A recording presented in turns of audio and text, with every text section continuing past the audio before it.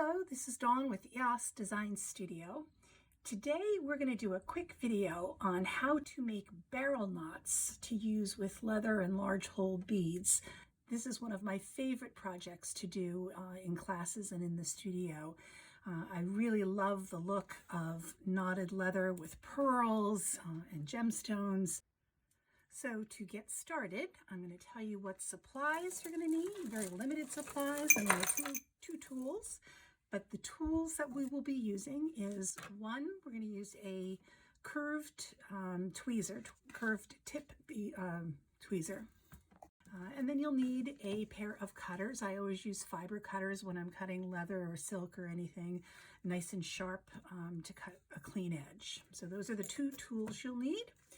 And then you'll need some large hole beads. So I have an assortment of beads here today. You can see this project is going to work really well with big hole gemstones. These are Amazonite, leopardite. You can use it with big hole pearls, or you can use them with ceramic beads. These are Keith O'Connor stoneware beads, which I love, and some of the beads we brought back from the Sacred Valley in Peru, but nice big large hole ceramic beads. And then what you're going to use is, of course, leather, and you're going to use leather that fits comfortably into the hole but isn't really tight, and that is because the movement of stringing the large hole beads on, if it's too tight, it's going to start to crack the leather, and you don't want to do that. I'm going to cut off just a little piece of leather, and right now I am using 2mm leather, and that is because I'm going to use these leopardite stones that have a really large hole. So you can see it fits in very comfortably, moves back and forth without scraping the leather, and that's what I want. Before we get started, I thought it might make sense to first just make sure that you understand the anatomy of a knot. This way, when you're holding the piece upright and trying to knot, it's easier to understand what you're actually doing. So in order to make a barrel knot, which, since I haven't shown you yet what a barrel knot is this great little double-edged knot, and it has the shape of a barrel, which is why it's called a barrel knot, and it's different than just a single overhand knot. So to get started, I'll show you what the knot actually is. It's as if you're doing an overhand knot, just like the beginning of tying your shoelace, where you cross over the cord. You're going to go through the hole, but with a barrel knot, you go through the hole twice. So you're going to go through the hole twice, and then when you pull the knot, like that, push it together, it's going to create that nice little barrel look. Okay, so let's get started. This is the first knot that I just made. I'm going to take my leather, I'm going to put on my bead and string it all the way down until it's against the leather. And now what I'm going to do is I'm going to make that knot using my fingers. I'm going to wrap the cord twice around, I'm going to wrap the cord around my fingers and then make the knot. So I'm going to go once around my fingers and a half, so that's 1.5 times around. And then I'm going to take the cord, I'm going to go behind and through the loop. All right? And again, I'm going to do it one more time. I'll show from the front this time. I'm going behind and through the loop. So now I've actually made the knot. There's the knot, okay? But I want to chase it. And the way I chase it is I take my plier, go through the hole of the knot, and then I'm going to move my plier down to the place where I want my knot to be. I want it to be right against the bead. And now I'm going to start pulling on the tail of the leather.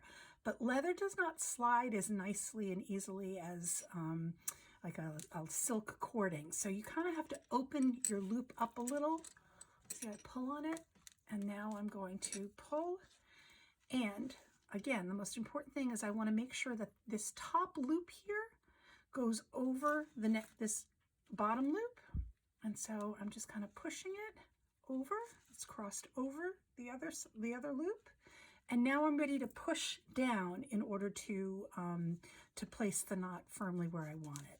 Okay, want to get rid of my tool. I don't use my tool too much because it can mar the leather. So as soon as I can take it out, I do. And now I'm going to push it into place.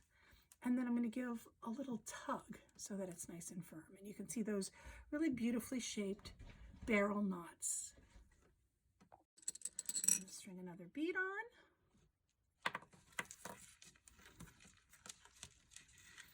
Tandem right up against the knot. I'm going to make a peace sign, all right, and I'm going to wrap the cord 1.5 times around my fingers, and then I'm going to go around back and come through the hole. Oops, put that cord back there. So there's once, and I'm going to do it one more time, 2. So there's my knot. My knot is on the cord, right?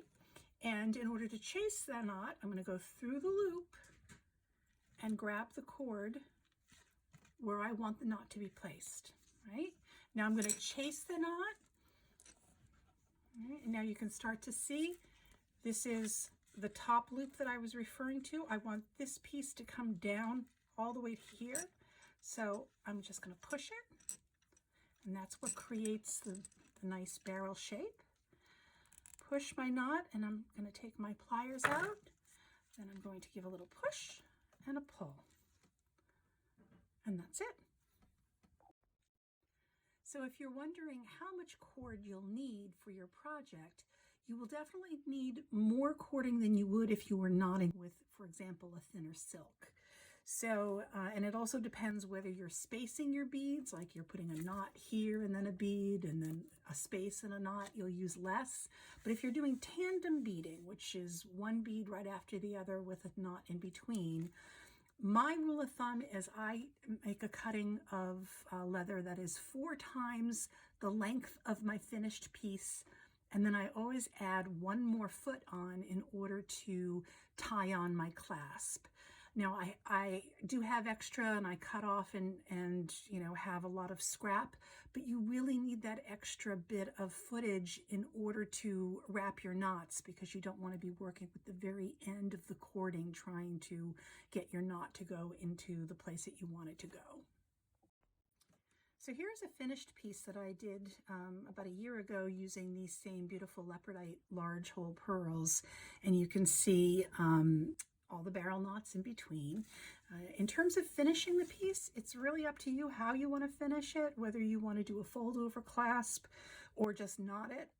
Personally, I like a very rustic look, so I just do a knot and I knot the clasp on. There's another example of a leather and bead knotted necklace with the bead centered in the beginning. And again, I've just knotted on my clasp at the end. But oftentimes when I make these necklaces, I make really long necklaces. And so when I do that, I don't put a clasp because it'll fit over my head. Here's a pearl one I've made recently. And I knot the piece, and then I give myself a lot of extra leather so that I can do a rustic tie to put my pendant on. And that's probably the most popular style I do. Just here I brought the leather through one bead and tied off my ends. Here is a shorter necklace, which is kind of interesting because you can wear it this way without the pendant in front. Or what I did is I just made 2 loops at the end. Oops, of course now it's going to give me a hard time. So this just has 2 loops at the end, and I've tied them with a knot. And what I do is I use this little lobster clasp to attach them together. And so I can wear that forwards with the pendant hanging down there I can wear it forwards or backwards. So I hope you enjoyed this video. If you did, please give us a like and follow us on YouTube as we post new videos every week. If you're looking for any of the materials that I've used in this video, there are links below which show you where you can get them.